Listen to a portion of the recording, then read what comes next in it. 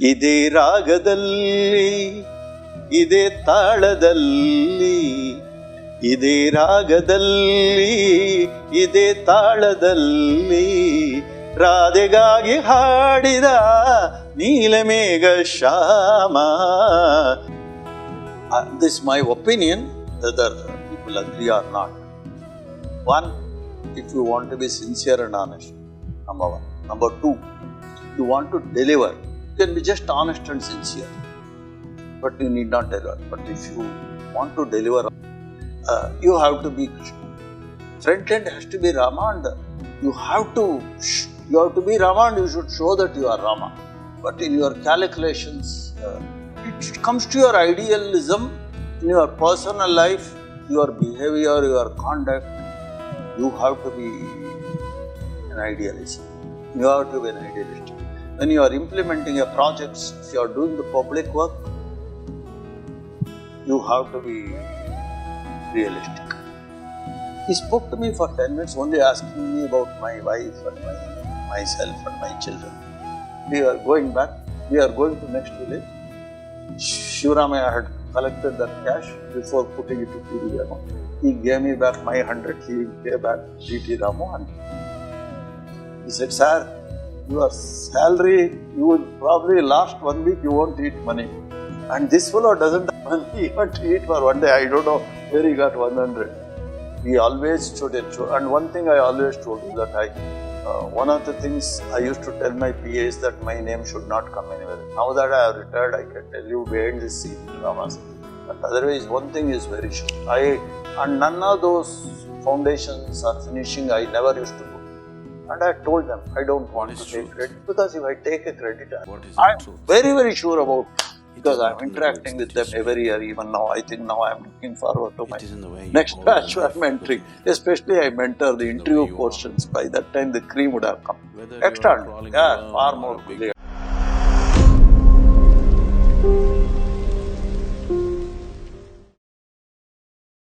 That's looking a lot of positive side about now, if the question specifically is, there is a notion that younger civil servants are looking at bureaucracy as a route to get into politics. When they say Annamalai, or when they say V.K. Pandian, if I can take two specific names, V.K. Pandian of Odisha and Annamalai here in Karnataka.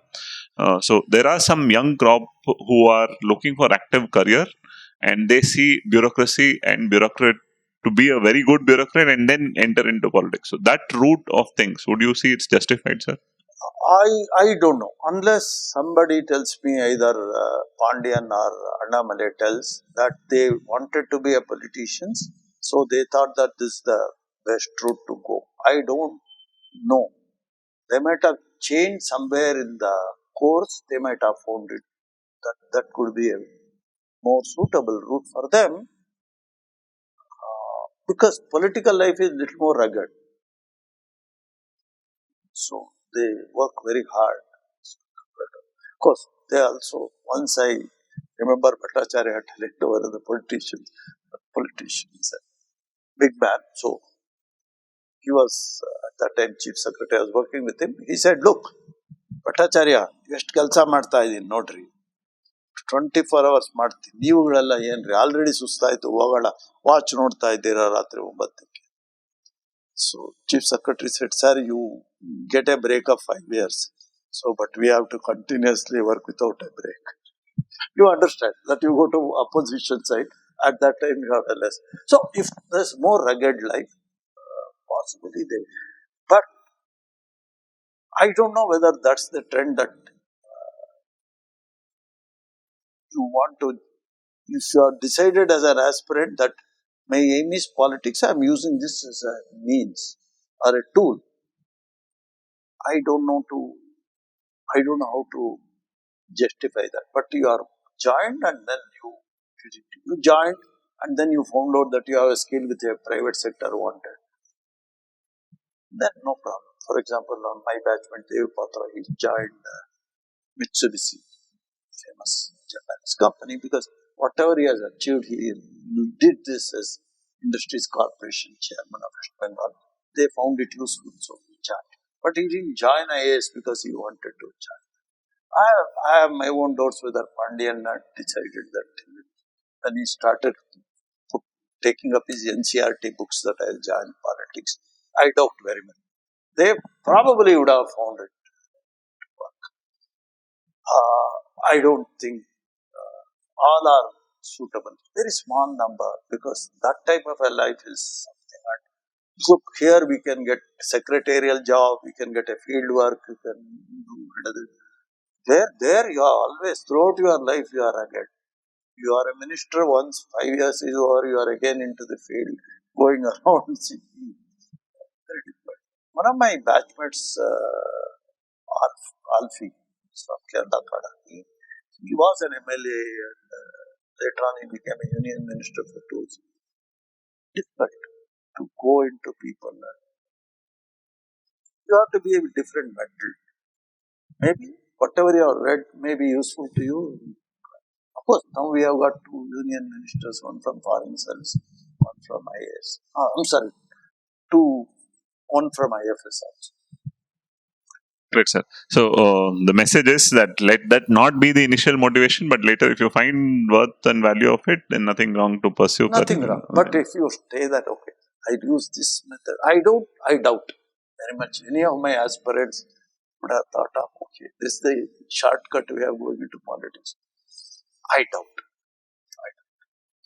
Yes, sir. So we'll come back to a very basic question in terms of bureaucracy. So when you see the work culture in the public sector, or where the larger bureaucracy and bureaucrat come into it, and you see the work culture in terms of private companies, there is a stark difference. So there the idea is more about efficiency and delivery. In public service, many times the citizens feel that they are made to feel that they've been done some favor rather than seeing it as a service. So, you agree with this notion, and what would be the reason for this? Fortunately, post my retirement, I had decided that I would not work with the government. I didn't know where I was going to work. As I told you, providentially, I had to join JSW Foundation. I didn't want to work on a commercial thing. Somehow, I still wanted to work with the poor people. So, I wanted to work in the foundation, not in the commercial stream. Even then, some of the meetings, etc., as the head of the CSR, I used to attend.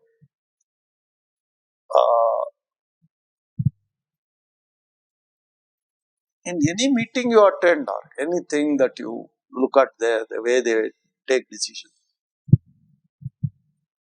production, sales, EBITDA, everybody, right from a peon right up to chairman, these are the 3 key drivers. There is nothing else. Everybody knows what it is to do. Very efficient company to that extent, because I had a small hand when it came to Bellary at that time. I was the deputy commissioner in the project here. So, now all the decisions, anything, have to fit into this. Production, increasing production, increasing sales, and EBITDA. All the 3. Always. In government, when you take a decisions, it is not as clear or only one set. In fact, if you remove these 2, EBITDA is the only thing, because production and sales ultimately result. EBITDA is something that. But if you look at a government, we have to look at various angles. If you bring in a scheme, even say, let's say, even if you say, let's say even a rail project you want to do, an alignment as an EBITDA you may have one thing, but if you feel that there are 2-3 villages which are coming, in which some say tribes have been living and they don't have a very backward area, probably you will realign the railway line to fit into that. EBITDA doesn't. So, here, then somebody else may say, no, that village also has to come. So, it's a compromise decisions where you are not very clear of the output. And that is correct also, because you have to ensure that lots of interests are balanced. You can't say only I am going to take care of one person's interest. So, to that extent, or only one interest, like EBITDA. So, to that extent, the decision making is also challenging. Second, there once your decision is sure and your goal is same, everybody's goal is same. There is no distraction, you have to work very hard. Here you may run around here and create an air also. Work hard, nothing may come out because there are so many clashes of interest. Sometimes interest may not, and even project itself may not take off. You might have worked very hard, it may happen. Touch wood, if you are lucky, then at least some of your projects get. So to that extent, public work has to be taking care of interest of as many people as possible. So, coming to the last part as such, in terms of can a civil servant through his work leave a very positive impact on the society? And in that sense, we have seen you narrating many such instances where you have created that influence. So, in the contemporary globalized world, where we see a lot of impact of technology, a lot of new developments, cyber security, artificial intelligence, issues of climate change, the debate is civil servants are more generalists. The contemporary today's world demands more specialists. So there needs to be can I call it a radical change in the way we are recruiting and training civil servants, because the generalist notion of civil servant doesn't fit into the current idea of society.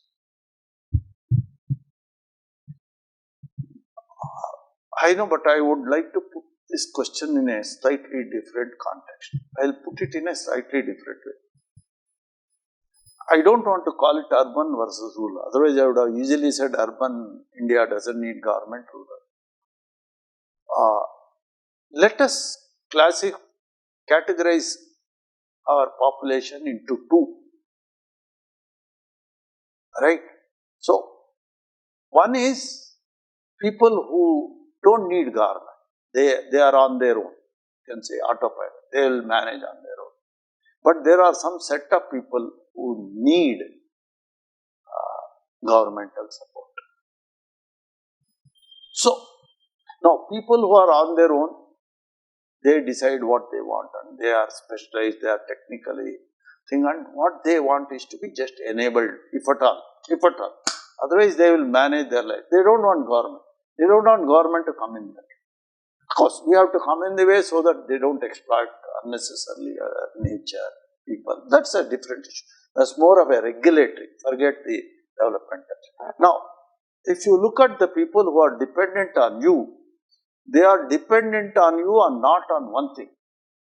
They are dependent on you on health, they are dependent on you on education, they are dependent on you on nutrition, they are dependent on you to learn some skills. They want to be using whatever you use the gadget, like apps, like some other thing, AI dependent, etc. Now, still government has to deliver these people, and they have to deliver this to the people where agriculture, for example, recently yesterday news came that they want to give to self-help groups about 15,000 drones across India. They want to give it to self-help groups. So, now those self-help groups could be doing some lending activity. They could be producing papad like in Gujarat, or they could be doing in some agricultural activities. They must be doing some typing. So, these people have to be multi-talented or multi-skilled so that they can earn a decent livelihood, not for purchasing a car. Because they earn very, very small amounts. If you look at the amount that they are expected to earn, very meager. So, if those, your clientele, I am deliberately using the word because you use private, governmental clientele have to be multi-skilled, multi-talented, and they have to earn. One person has to use several means of earning some money so that their kitchen is on. You also need a generalist on the side to be with them. They can't be dependent on 10 specialists coming to them and speaking to them. So this fellow's job to understand, bring it down to the level, as you call lowest common denominator or lowest common multiple, whatever. Somebody has to learn and go to them and tell. And that is something that either you call it developmental department or revenue department, FT commissioner. So to that extent, you have to deliver. And all of them are interlinked. Now, if you are looking at agriculture and you are looking at technology, you are bringing the drones. If there is a crop change, the whole system of the drone may have to change. Right? So, to that extent, they need lots of, and things are changing and changing in every purpose. So, if you are going to use technology in health delivery, so that person should be enabled to access that. He will be only a customer to that app. So, to that extent, the role of government as a generalist, I am not talking officers, role of a government as a generalist, whether as an MLA, whether as an officer, they have to know something else. You can't expect 8-10 people to go. They don't go because it doesn't make it an economy of scale. Let's imagine there are 10 big companies. They want to deliver service to rural areas. Now, if those 10 people in a remote village, right? So, in a remote village near Koppal, they want to appoint, say, Anegundi, right? Each one of them appointing one representative. No. But if there is a taluka development officer, these 10 people can train him, go and deliver service on my behalf, on my behalf, on my behalf. That works. So, that's how today you speak more of PPPs. Right, sir. So, that's very interestingly put. Interestingly, a fellow who prepares drone cannot be a generalist. But the person who uses the drone is now today a self-help group. You need somebody in between. Great, sir. So, very nicely put in terms. So, that brings us to a very crucial question in terms of are civil servants purely implementers, or do they also have a role in adding value at the policy making stage? By your experience, do you see that you can definitely add value at the policy making stage?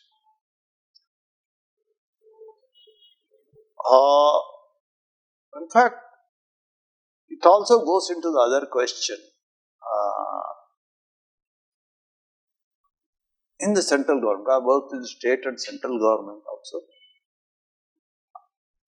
When somebody wants to implement a development program, I am not even talking of a policy, talking of a development program, what does that imply to various sections of the society? What does it mean to various geographies of our state? What does it mean to a dryland area versus irrigated area? All these connotations come only when you have a field experience and you have mingled with people, you have worked with people. So, forget policy, even a development program, when you want to lay the guidelines, your field experiences count. And when 5 of us sit together, I have worked in Gulbarga area as a finance secretary, somebody else as agriculture secretary, he has worked somewhere else, and they all pull together. What are their implications? So, that is where. So, I put in my experience as a worker who has worked in Gulbarga area, predominantly Gulbarga division, but also as a finance secretary, what do I look at it? So, like that agriculture secretary, as an agriculture secretary, as well as his backup. So, that's how it comes. So, if you want to introduce something, then you know. Of course, I am giving you a very strange example. For example, you want to give something, and that something is to children. That something is banned in some area. Then you have to know how to frame your project. A lot of cutting edge level idea and this is necessary. Cutting level experience is something that matters right in the cabinet secretary, because I worked in the cabinet secretariat. I know what I have done here. Cabinet secretary is ultimate policy making thing which gives it to ultimately. Decisions are taken by the political people. Inputs may come from both officers and political establishments, but field experience of yours and field experience from MLAs are all of that matter. They look from one angle, you look from your angle. Because for you, what is implementable is also important. Secondly, how far it is going to disrupt the existing systems. That disruption, is it finally adding value to plus or minus total? It's needed. Ultimately, it's So in public administration terminologies, we say this is a partnership between the political establishment and the bureaucracy that comes together, which works. And your field experience counts for all. Yes. So anybody without a field experience comes and joins at the policy level. Its implication on people and geographies they cannot do. But technology per se, what it is, can it work in is something that they can. But without a field experience, it cannot. So, probably before we take a final message from you, sir, now that you have been in the mentoring phase from last 30 years and there are thousands of aspirants that you have touched, and the feeling among general perception, which I want to know what is your opinion, is there is in the method that UPSC has adopted, the exam process that it has come, be it the prelims where they've introduced aptitude, a lot of writing, or also the personality test. Do you see that there is a bias towards the urban aspirants, or they have a better preference compared to those who have been completely studying rural or the vernacular medium that comes across?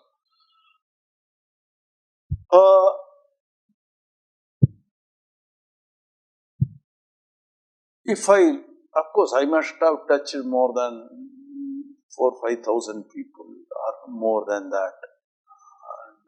Maybe some 500-600 who journeyed with me are already in service.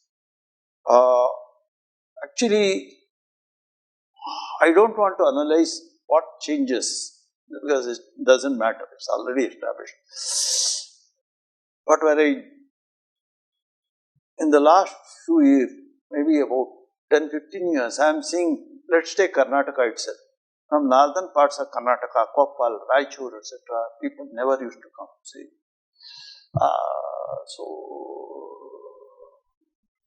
Basu, Apurva, people like that. You can't get people from northern Karnataka. Now you are getting people from Gulbarga, Raichur, Bidar, etc. So to that extent, if you are saying that it's to an extent elitism, it has come down. I don't think the changes that they have brought has been pro anybody or against anybody, but it has allowed people, I don't want to say even enabled, it has allowed people from even those areas also to participate. Maybe it's more also to do with they have also known about these things are happening, awareness, etc. Maybe Gulbarga was not even knowing IAS. As I told you, I myself didn't know as in Bangalore also. So awareness might have gone up, but even then when they were aware, nothing prevented them. One thing surprising that I have noticed, which is true, that's why I only stuck to one. Writing portion, written portions of the UPSC have been changed or meddled, you can say, or they have modified. They have improved, whatever you call. But one thing very interesting and important is interviews are concerned. It has been kept at it. I know who sir went last year, and I know who sir is going to go this year, February, March, when we start mentoring them again.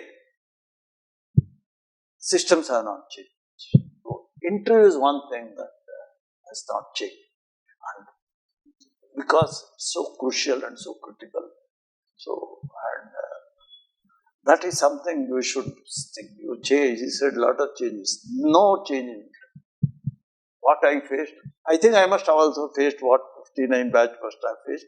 79 batch also faced. So to that extent, interview format, the methodology, the approach hasn't changed. So, though procedural changes are there, the idea remains common is what we are trying to pretend. Okay, sir. So that largely brings us to... No change has been brought, which is, that's why I said when you make a policy, always look at, is it going to harm people from interiors? Is it going to harm people who studied in Kannada medium, etc.? Look, even those days, I was a Kannada medium fellow, I could get through. So people from North Karnataka can also get through now. Great, sir. So it's been a wonderful time of listening to a lot of experiences, a lot of stories, a lot of ideas that sir has put forward.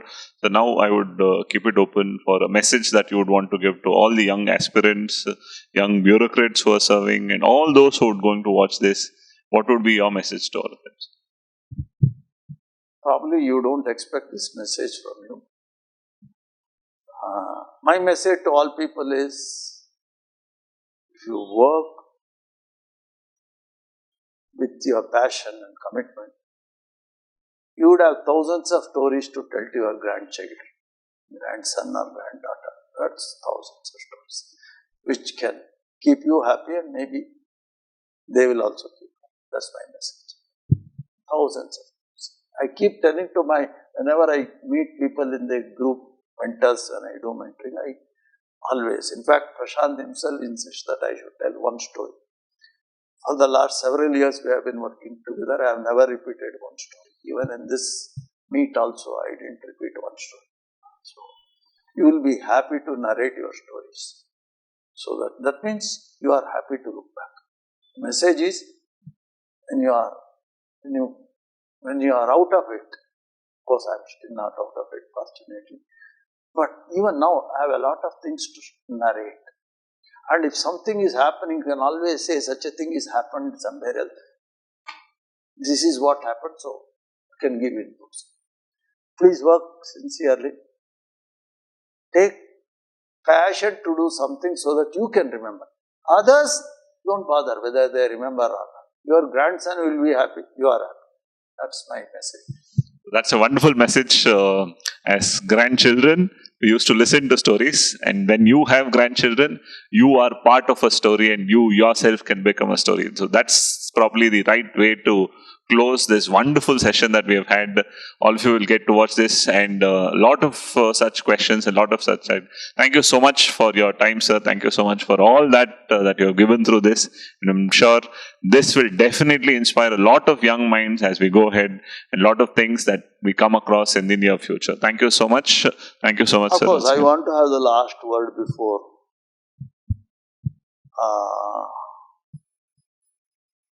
like Harshavardhana asked me. Today, whatever I am is largely also due to all those 3,000, 4,000 people to whom I mentored. I owe a lot to all of you. I think some of you may say, so many people have matured. I learnt a lot from you during the service and even after retirement. So, if I am speaking, and if anybody finds it good, the credit should go to all those 3,000, 4,000 with whom I spent my time and mentored, and they always made me feel young. Thank you very much for all my people who were with me in my journey. Thank you. Thank you, sir. Thank you. So that's the humbleness of Dr. Kedar that comes back, and that's the story that continues to move on. Thank you so much to all of you once again. Thank you.